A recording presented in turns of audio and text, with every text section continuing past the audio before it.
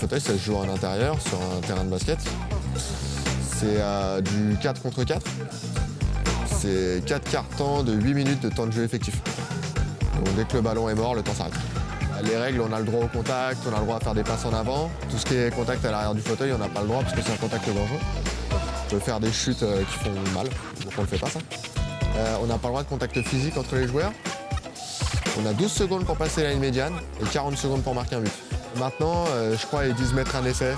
Comme c'est rugby, ils veulent qu'on dise essai, quoi. Mais c'est pas 5 points quand on passe la ligne, c'est 1 point par 1 point. On n'a pas le droit de garder la balle sur les genoux plus de 10 secondes.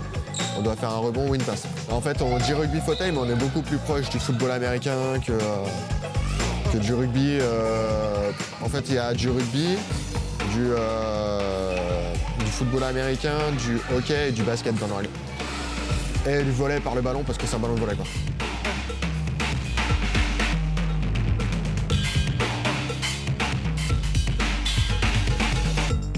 J'ai eu mon pet en septembre 2011.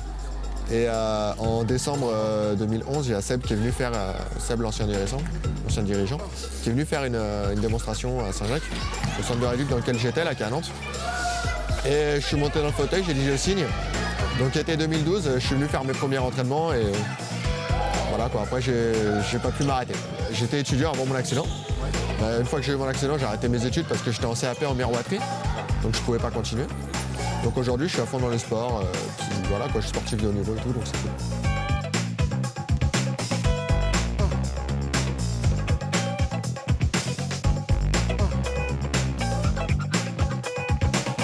Aujourd'hui, c'est le seul sport handi, le seul sport handi pour tétraplégiques en sport co. Parce que sinon, il y a le ping-pong, la sarbacane, etc. Mais il n'y a pas vraiment de sport co dans lesquels les tétras peuvent être inclus. Alors que le rugby, c'est fait pour des tétraplégiques ou assimilés. Donc c'est vraiment un sport où chacun a son importance, chacun donne ce qu'il a donné. Moi, je compare ça à une partie d'échecs grandeur nature parce que c'est hyper stratégique. Il y en a, ils vont être plus handicapés. Mais comme ils sont plus handicapés, ils vont avoir un fauteuil avec une grille devant pour compenser le handicap, pour faire des blocs et tout, c'est plus intéressant. Il y en a, ils ont plus de fonctions. Ils ont des fauteuils plus serrés pour pouvoir aller rouler et aller marquer. Donc il y a vraiment des spécificités qu'il n'y a pas dans les autres sports que je trouve vraiment cool, quoi. Il y a deux fauteuils, il y a le fauteuil avec la grille devant, ça c'est des petits points. Et les fauteuils avec des bumpers, ça c'est des gros points. Et en fait le but c'est que le gros point il prenne la balle et qu'il suive ces petits points. Donc les petits points ils font les blocs, ils lui ouvrent la voie pour que lui il puisse aller scorer. Mais en fait tous les blocs ou tous les impacts qu'on va mettre sont réfléchis. Si on le met c'est pour ouvrir une voie, ralentir un bonhomme pour que notre gars il puisse passer.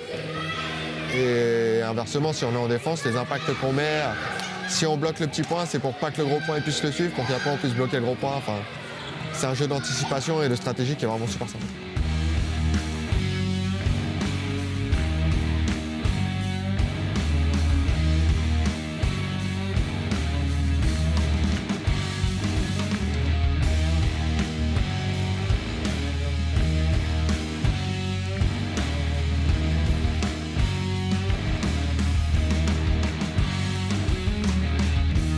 On a 3 entraînements par semaine. On a un entraînement le lundi qui est considéré comme étant loisir. Et après, on a un entraînement le mardi et un autre le vendredi, qui eux sont pour les joueurs qui font de la compétition ou pour un objectif d'évolution. Les loisirs qui veulent devenir compètes viennent aussi à ces entraînements-là. Je pense que je suis plutôt rapide quand même pour un mec de ma classif. J'ai une passe qui est plutôt intéressante. Après, sur le terrain, j'ai encore plein de petits trucs à réaliser. Enfin, c'est normal, on peut toujours être meilleur. Parce que quand on veut faire partie des meilleurs, il faut se travailler énormément. J'ai eu des sélections en équipe de France développement et en équipe de France 1, mais c'était pour des tournois non rankés. Mon premier tournoi ranké, c'était au mois de juillet, c'était la Metro Cup. Première sélection dans un tournoi ranké, donc c'était hyper intéressant. C'était le ranking international. Et c'est ceux qui te font gagner des points pour ce classement-là. Et puis après, il y a eu les championnats d'Europe où là, c'était vraiment je considère ma première sélection en tournoi officiel de haut niveau européen. En France, on a une équipe, l'équipe A, qui elle fait les championnats d'Europe, la Coupe du Monde et tout ce qui s'ensuit. Et on a l'équipe 2 qui eux sont la relève. Donc moi aujourd'hui, je joue dans les deux. Les championnats d'Europe, ils étaient à Vejle. Je ne sais pas si je le prononce bien, c'est un nom danois, donc moi je ne sais pas, au Danemark. C'était au mois d'août, du 7 au 11, ça s'est passé. Et nous, clairement, on faisait partie des favoris pour aller en finale. Et en fait, on a fait une super belle compète en phase de poule. On a survolé toute la poule, mais une fois arrivé en demi-finale, on a eu une grosse désillusion. On s'est fait battre par le Danemark, qu'on n'avait pas perdu depuis 4 ans contre eux.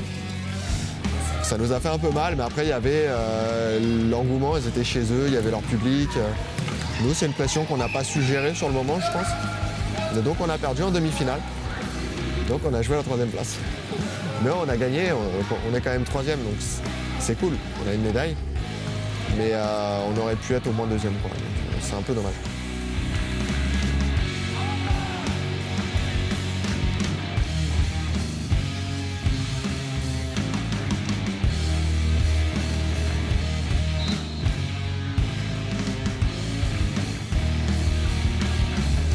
On doit faire le TQP, le tournoi qualificatif paralympique. Normalement, il va se passer début 2020, on ne sait pas encore où, on ne sait pas quand. Mais normalement, il va se passer et en fait, il faut qu'on finisse finaliste de ce tournoi-là, pareil, pour être sélectionné pour Tokyo. Clairement, ouais, moi, les Paralympiques, c'est mon rêve. Après, 2024, c'est cool, c'est en France, mais on est déjà sélectionné. Donc, il n'y a pas cette pression de devoir la gagner, la sélection. Alors que là, on doit gagner notre place, on doit la mériter. Donc, je pense que c'est plus beau de se qualifier dans un autre pays, dans le sens où on a mérité notre place. On est là parce qu'on la mérite, on n'est pas là parce que c'est le pays qui l'a organisé. Donc je trouve ça cool dans le sens où on fait partie des meilleurs et on va jouer contre les meilleurs. C'est génial, puis en plus moi j'adore le Japon, donc comme ça tout va bien.